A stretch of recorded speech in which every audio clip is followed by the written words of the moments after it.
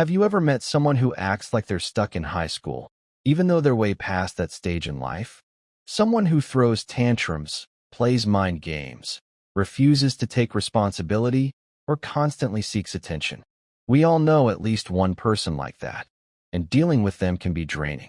Whether it's a friend, a coworker, a family member, or even your partner, immature behavior can turn simple interactions into emotional roller coasters. But here's the good news. You don't have to let their immaturity control your peace. Today, we're going to talk about how to deal with immature people step by step without losing your own calm, dignity, or sanity. Understanding immaturity. Before we dive into how to deal with immature people, let's talk about what immaturity actually looks like.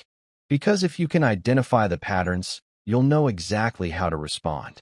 Immature people often blame others for their mistakes, avoid responsibility, seek constant validation and attention, struggle with emotional control, getting angry, sulking, or giving the silent treatment, refuse to listen to reason, turn small issues into big dramas, have difficulty with empathy. They rarely think about how their actions affect others. Sound familiar? Maybe you've seen this at work with that one colleague who never admits when they've messed up. Or maybe at home with a sibling who lashes out when things don't go their way. Immaturity doesn't always mean someone is young. It's more about emotional development.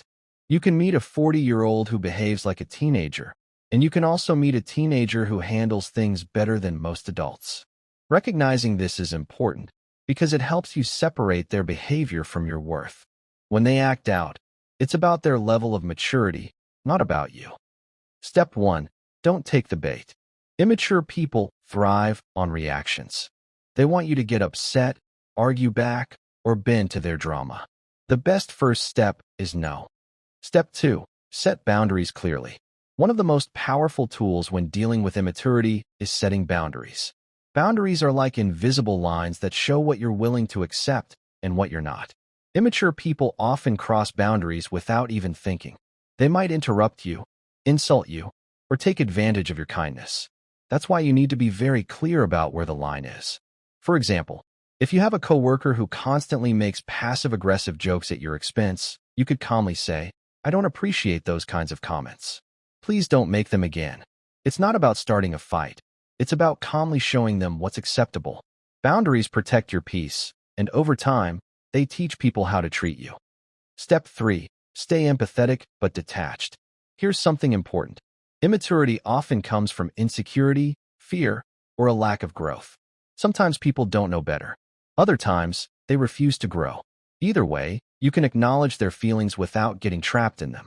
For example, if your sibling gets upset because you didn't invite them to something, instead of rolling your eyes, you could say, "I understand that you feel left out, but it wasn't intentional." You're validating their feelings, but you're not bending over backward or feeding into the drama.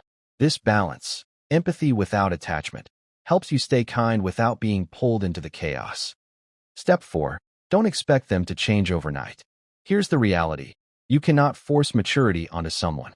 If they want to grow, they will, but you can't control their timeline. The only thing you can control is how you respond. Immature people will keep repeating patterns until they decide to grow. That means if you're dealing with a difficult coworker, don't waste your energy thinking, "One day, they'll finally act their age." Instead, accept that this is who they are right now. Adjust your strategy accordingly.